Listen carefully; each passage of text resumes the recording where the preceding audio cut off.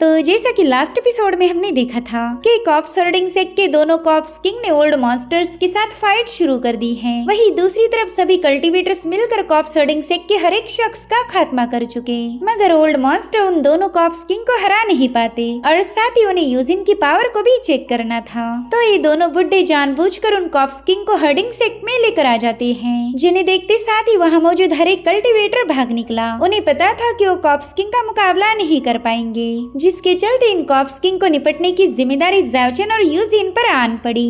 अब आगे तो इस एपिसोड की शुरुआत उसी सीन से होती जहाँ पर दोनों कॉप्स किंग यूजिन और ज़ाओचेन पर अटैक करने के लिए आ चुके थे और उतने में यूजिन ने अपनी पावर का इस्तेमाल करते हुए इन दोनों कॉप्स किंग पर हमला कर दिया, मगर वो लोग साइड में हटते हुए यूजिन के अटैक को डॉज कर लेते हैं। इतना ही नहीं, यूजिन तो अब उन दोनों का मुकाबला करने के लिए तैयार हो चुकी थी और यही देखकर ज़ाओचेन को टेंशन आने लगा। वो किसी भी कीमत पर यूजिन को खोना नहीं चाहता था, मगर यूजिन उसे समझाती है कि तुमने कई दफे मेरी मदद की है, तो प्लीज इस बार मुझे तुम्हारा साथ देने दो।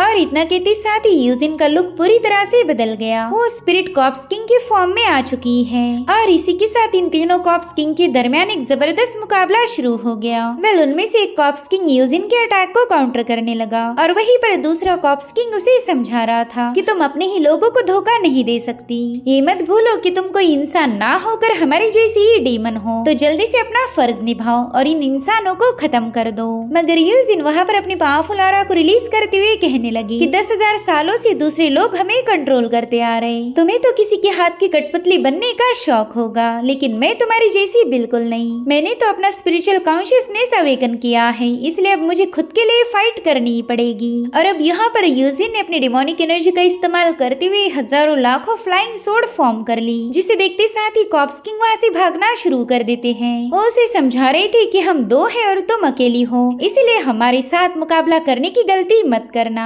अभी भी वक्त है, संभल जाओ। इधर ये दोनों ओल्ड मॉन्स्टर बड़े ही मजे के साथ इस मुकाबले को विटनेस करने लगे। ओल्ड मॉन्स्टर कह रहे थे कि इस बंदी की बॉडी में 10,000 साल पुरानी डेथ एनर्जी है, जिसे इसने कम्प्लीटली रिफाइन कर लिया। जिस पर ओल्ड मॉन्स्टर यांग अग्री होते हुए कहने लगा कि मेरे दोस्त, ये तो पावरफुल कॉप्स किंग्स की बैटल है, मुझे नहीं लगता कि हमारे जैसे बुड्ढों ने इसमें इन्वॉल्व होना चाहिए। अगर हम इस बैटल में उतर गए तो हमारा काफी ज्यादा नुकसान हो जाएगा। हालांकि ज़ाओचेन चाहता था कि ये दोनों भी बैटल में उतर जाए, क्योंकि उसे अच्छे से पता है कि यूजिन अकेली उन दोनों स्पिरिट कॉप्स किंग का मुकाबला नहीं कर पाएगी। इसलिए ओल्ड मॉन्स्टर से कहने लगा कि सीनियर, मैंने आपको ढेर सारा डिवाइन ब्लड गिफ्ट किया था, तो एटलीस्ट आपने थोड़ी बहुत तो यूजिन की मदद करनी चाहिए। जिस पर ओल्ड मॉन्स्टर कह रहा था कि हाँ, हम उस लड़की की मदद करना चाहते, लेकिन तुम्हें पता है ना, हम दोनों काफी ज्यादा बूढ़े हो चुके, इसलिए थोड़ी बहुत फाइट करने के बाद हमें रेस्ट की जरूरत पड़ती। वहीं पर एल्डर यांग भी ज़ाओचेन से कहने लगा कि बच्चे, तुझे तो हम पर तरस आना चाहिए, हम पर नहीं सही लेकिन हमारी हड्डियों पर तो जरा सा रहम दिखा। वेल, उनकी बातें सुनते साथ ही ज़ाओचेन समझ गया कि ये लोग तो जल्दी से बैटल में नहीं जाने वाले और ना ही वो इन दोनों पर भरोसा कर सकता था।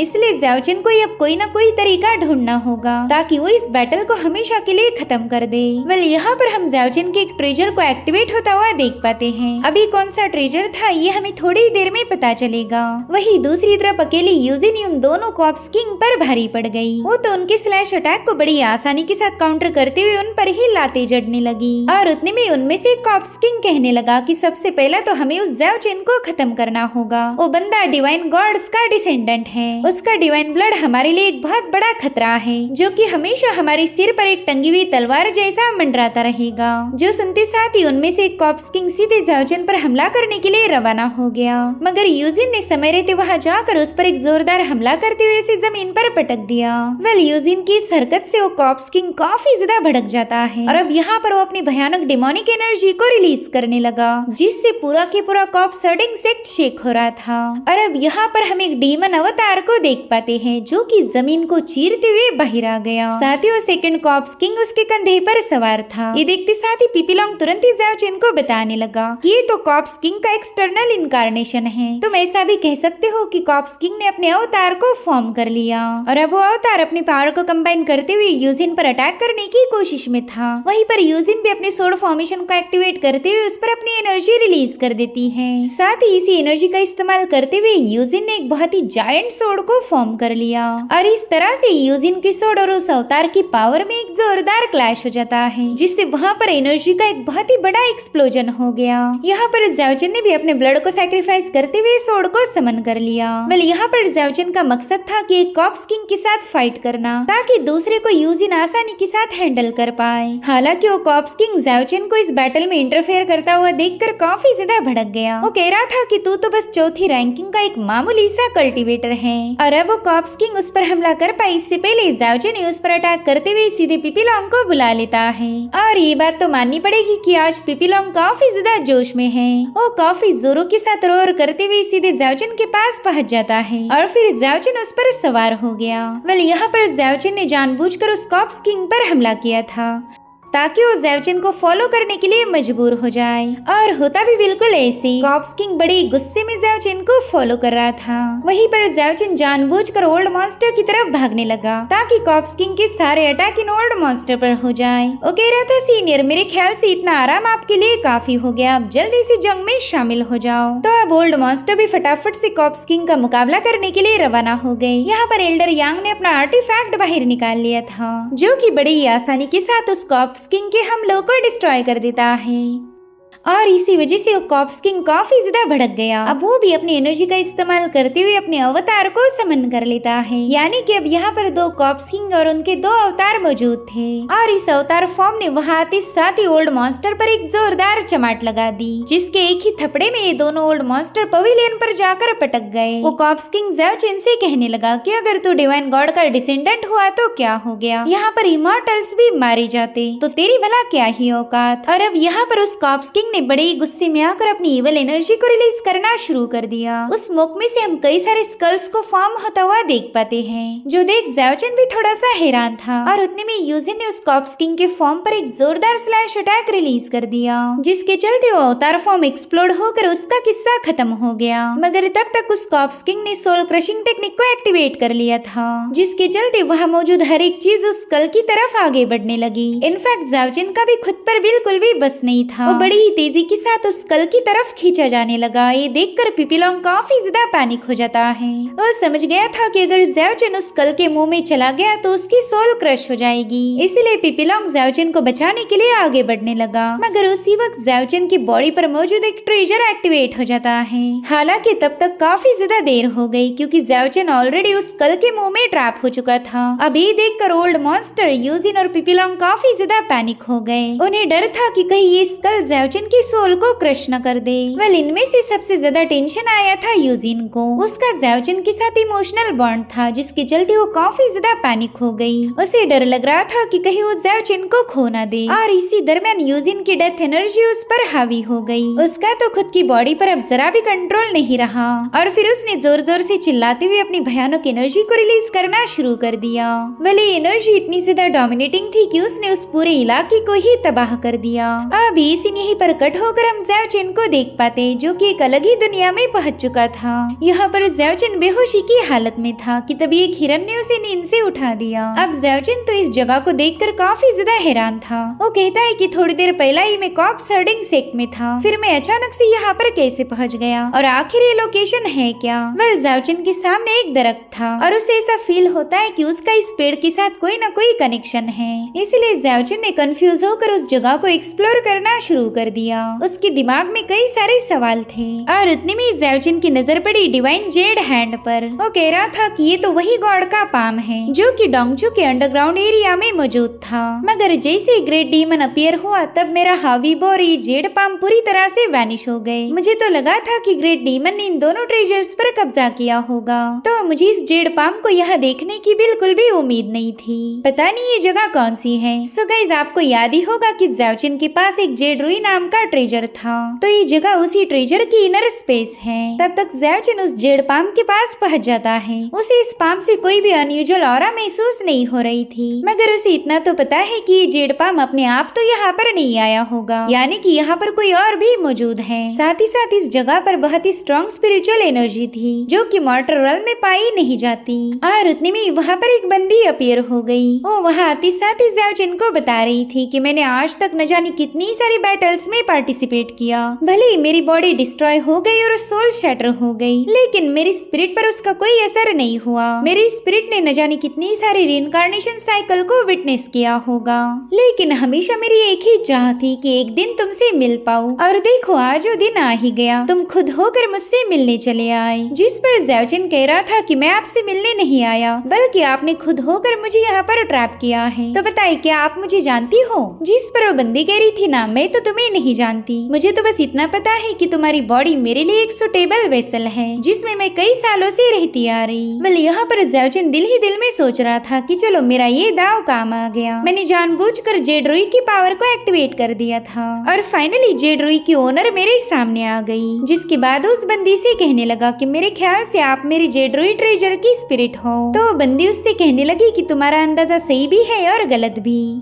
भले ये दुनिया जेड रुई के अंदर एग्जिस्ट करती हो, लेकिन इस दुनिया का अपना एक खुद का कॉन्शियसनेस है। वेल ज़ेओजिन सोच रहा था कि मेरे फादर ने भी ऐसी कई सारी दुनियाओं का जिक्र किया था। उन्होंने मुझे बताया था कि कई सारे ऐसे ट्रेजर्स हैं जिनमें अपनी ही एक दुनिया पाई जाती, तो शायद ये जेड रुई की दुनिया भी उन्हीं में से एक होगी। तो उस बंदी से कहता है कि चलो इस दुनिया का तो मैं समझ सकता हूँ, लेकिन आप मुझे बताओ कि आप हो कौन और आप इस दुनिया में ट्रैप कैसे हो गई। उसकी सवाल सुनते साथ ही वो बंदी हंसने लगी। वो कह रही थी कि मैं एक ऐसी इंसान हूँ जिसे कोई भी मार नहीं सकता, चाहे कोई कितना ही पावरफुल क्यों ना हो, वो मुझे खत्म नहीं कर सकता। हेवन मुझे तबाह नहीं कर सकता और ये जमीन मुझे दफना नहीं सकती। मेरे सोल के चाहे कितने ही टुकड़े क्यों ना हो जाए, लेकिन मेरी स्पिरिट अमर है। और अब तो मैंने काफी सारी कल्टीवेशन करके अपनी सोल को दोबारा से रिशेप कर लिया, साथ ही मेरी बॉडी भी फोर्ज हो गई और इसी की वजह से तुम मुझे देख पा रहे हो। यहाँ पर ज़ेओजिन दिल ही दिल में कहने लगा कि ये बंदी काफी ज्यादा मिस्टीरियस है, मगर पता नहीं क्यों मुझे इससे डर नहीं लग रहा। मुझे ऐसा लगता है कि मेरा इसके साथ कोई कनेक्शन था। तभी वो बंदी उससे कहती है कि मुझे पता है तुम मेरे बारे में जानना चाहते हो,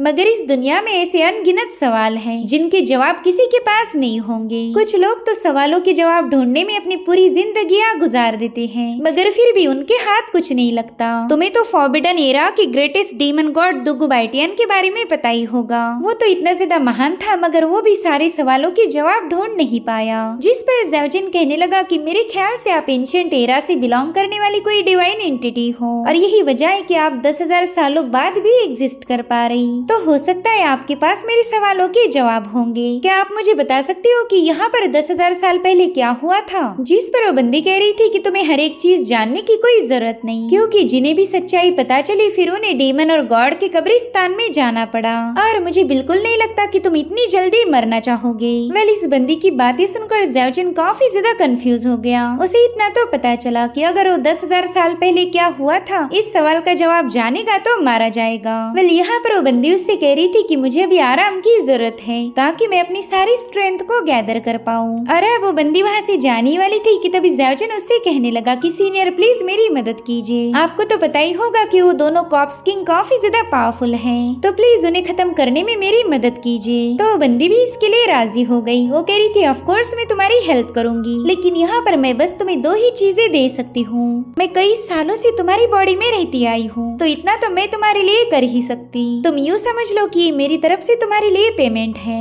अब मैं तुम्हें जो पहली चीज देने वाली हूँ उसमें है डीमन का लेफ्ट हैंड। और इतना कहते साथ ही उस बंदी ने अपनी एनर्जी की मदद से उस जेड पाम को रिफाइन करना शुरू कर दिया। ज़ेओजिन तो हैरान होते हुए कहने लगा कि ये तो किसी डेटी का हाथ है, मगर आपने इसे डिमोनिक हैंड बोला। इसके अपीयरेंस से तो बिल्कुल ऐसा नहीं लगता कि ये किसी डीमन का हाथ होगा। जिस पर वो बंदी जवाब देते हुए कहने लगी कि हाँ ऐसा लगना नॉर्मल है, क्योंकि इस डिमोनिक हैंड की असली पावर को सील करके रखा था। इसका बाहरी कवच बस एक इल्यूजन है और इसी वजह से कई सारे लोग बेवकूफ हो गए। उन्हें तो ये लग रहा था कि ये किसी डिवाइन का हाथ होगा, मगर असल में तो ये डीमन गॉड का लेफ्ट हैंड है। और अब यहाँ पर उस बंदी ने एक फॉर्मेशन को एक्टिवेट कर लिया था, जिसकी एनर्जी सीधे जाकर उस जेड पाम को शटर करना शुरू कर चुकी। धीरे धीरे करते हुए इस जेड पाम का सरफेस फेस ब्रेक होने लगा और अब उसका असली फॉर्म सामने आ जाता है। साथ ही वो बंदी ज़ाओजिन को बता रही थी कि एक जमाने में एक बहुत ही पावरफुल डीमन गॉड था। गॉड्स ने उसे ब्रूटली मार दिया था, जिसके चलते उसकी बॉडी के कई सारे पीसेस अलग अलग रेल्म में बिखेरे गए ताकि वो कभी खुद को जोड़ ना पाए। लेजेंड्स के अकॉर्डिंग ऐसा कहा जाता था कि जो भी ये डिमोनिक हैंड क्लेम करेगा उस बंदे को इस पर लगे हुए सील को ब्रेक करना होगा। हालांकि इस सील को ब्रेक करना नेक्स्ट टू इम्पॉसिबल था, मगर तुम्हारी खातिर मैंने इसे आसान कर दिया।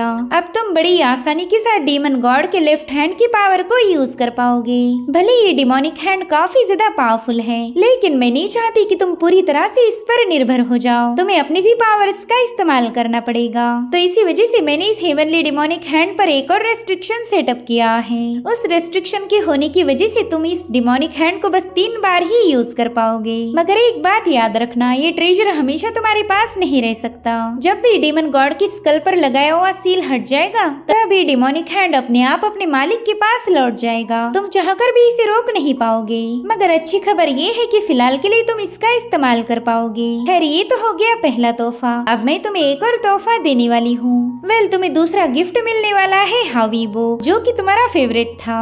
और इतना कहते साथ ही उस बंदी ने अपनी एनर्जी का इस्तेमाल करते हुए इस दरख्त को रिफाइन करना शुरू कर दिया। यहाँ पर ज़ाओजिन हावीबो का जिक्र सुनते ही काफी ज्यादा हैरान था। वो दिल ही दिल में कहने लगा कि मुझे तो लगा था हावीबो गुम हो गया, मगर वो तो जेड रूई के पास है। यहाँ पर वो बंदी उसे बता रही थी कि हावीबो काफी ज्यादा खतरनाक है, क्योंकि इसे एक सीक्रेट स्पिरिचुअल रूट से रिफाइन किया गया था।